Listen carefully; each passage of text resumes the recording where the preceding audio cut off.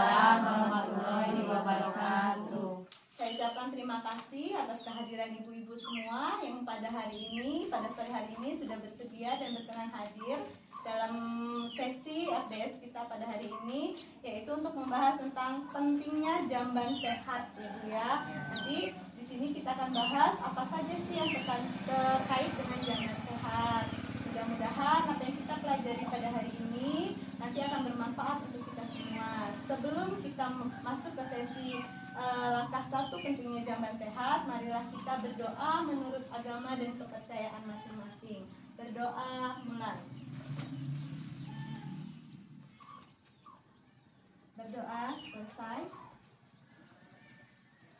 Tadi kesini ibu-ibu di rumah sudah pada masak?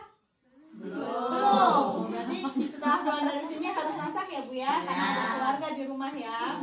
Terus kemudian pembahasan kita kali ini adalah tentang pentingnya jamban sehat. Ibu-ibu punya jamban di rumah? Punya ya? Semua sudah punya jamban ya. Nanti kita lihat sama-sama apakah jamban-jamban ibu-ibu itu sudah masuk ke dalam kategori jamban sehat. Oke.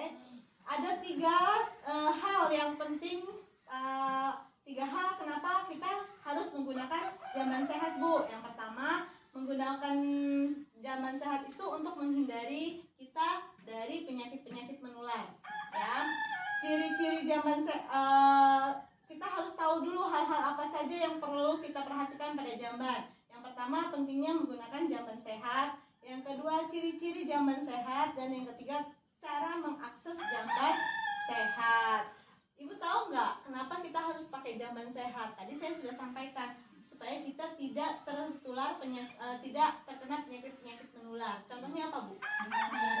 Diare, tuh pinter ya. Bu, HBD, tuh DBD. Saya dengarnya HBD, Bu. Oh, ya. DBD, HBD mah apa, Bu? Selamat ulang tahun gitu ya. Happy birthday, tuh. Berarti ibunya konsentrasi loh, Bu ya. Kemudian diare itu juga salah satu faktor yang dapat menyebabkan terjadinya stunting pada anak. Ibu pernah dengar stunting? Nah ya, di sesi-sesi sebelumnya kita sudah bahas tentang apa sih itu stunting gitu kan.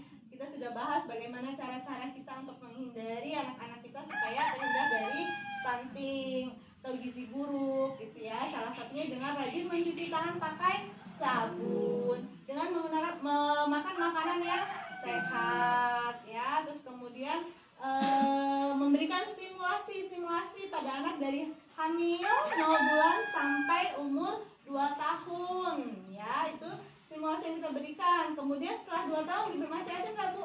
Ada stimulasi yang bisa kita berikan ke anak sesuai dengan usianya ya. Di sesi-sesi yang kemarin sudah kita bahas.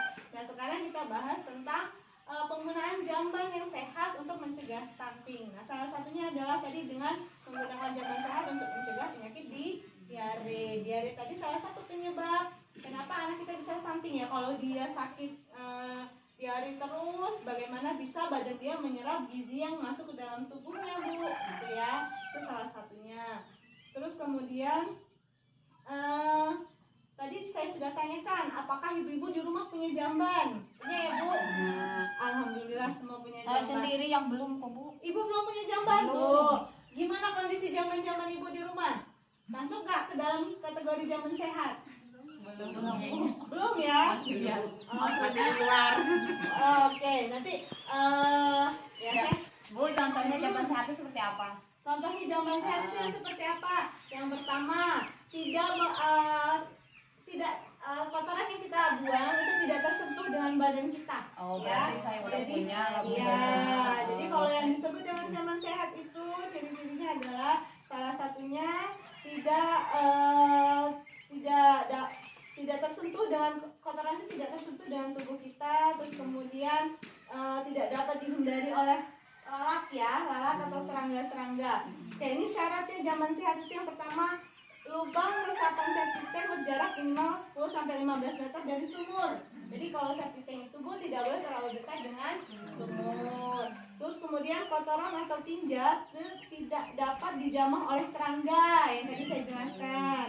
Lantai kedap air, kemudian kemiringan landai atau miring ke arah lubang pembuangan sehingga tidak ada air kotoran yang menggenang. Jadi jamban yang sehat itu ketika disiram ya dia airnya masuk Bu, tidak menggenang di situ. Itu baru disebut dengan jamban sehat. Terus yang keempat, dilengkapi dengan dinding dan atap pelindung serta cukup penerangan. Ada dinding, ada atap, kemudian ada penerangan. Jadi kalau ada jamban saja tidak ada tempat dinding atau itu belum disebut jamban sehat ya Bu ya.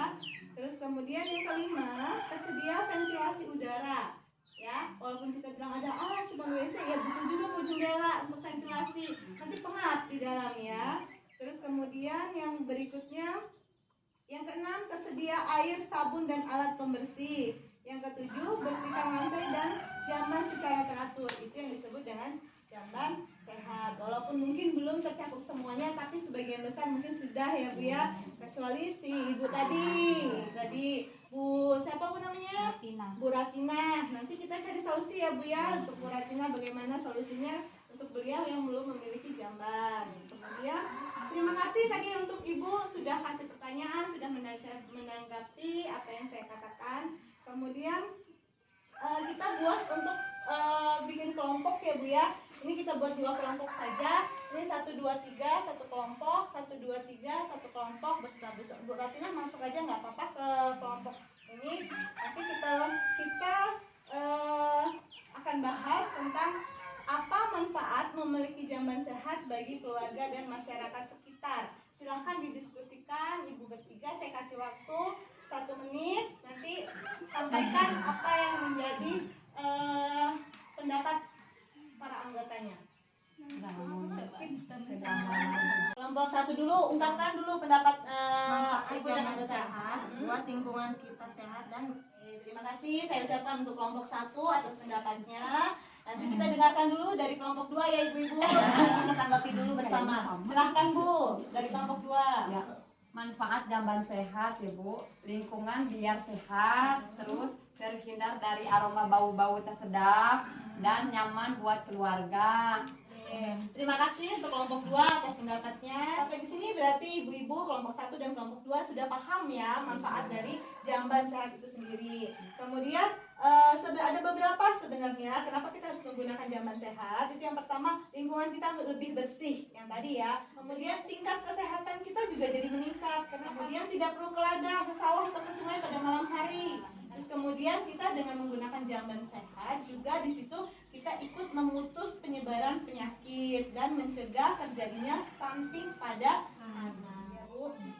Terus kuncinya adalah pakai jamban yang sehat untuk buang air besar atau kecil agar terhindar dari muntaber, mencret sehingga ibu dan anak tidak kekurangan gizi dan mencegah stunting pada anak. Stunting itu terjadi ketika anak mengalami kekurangan gizi dalam jangka waktu yang lama, Bu. Jadi kalau dia mengalami gizi yang buruk, maka lama-lama dia akan menjadi stunting. Stunting itu bukan penyakit keturunan. Jadi kalau misalkan ibunya pendek, bapaknya pendek, wah anak saya ini pasti ikut pendek karena ibu sama bapaknya pendek. Belum tentu Bu, karena stunting bukan penyakit keturunan. Tapi stunting itu adalah akibat dari pola asuh kita atau pola asuh keluarga kepada anaknya. Kurangnya dari asupan nutrisi, asupan gizi anak, sehingga anak mengalami gangguan pada pertumbuhan fisik dan perkembangan otak. Kenapa kita berikan dia stimulasi pada saat kehamilan sampai dia umur 6 tahun? Itu untuk mengoptimalkan pertumbuhan fisik dan perkembangan otak si anak sehingga tidak terjadi stunting. Sampai sini paham Ibu? Paham. Ya, cukup sekian dari saya. Ini saya ucapkan terima kasih atas waktunya. Ya, semoga apa yang menjadi pelajaran kita pada hari ini bisa membantu ibu-ibu dalam pencegahan stunting dan dalam memberikan pola asuh kepada anak dan keluarga. Sampai di sini, semoga nanti di rumah kita bisa sama-sama menjaga kesehatan dan kebersihan sehingga kita semua dalam keadaan sehat. Saya akhiri. Wassalamualaikum warahmatullahi wabarakatuh. Waalaikumsalam warahmatullahi wabarakatuh.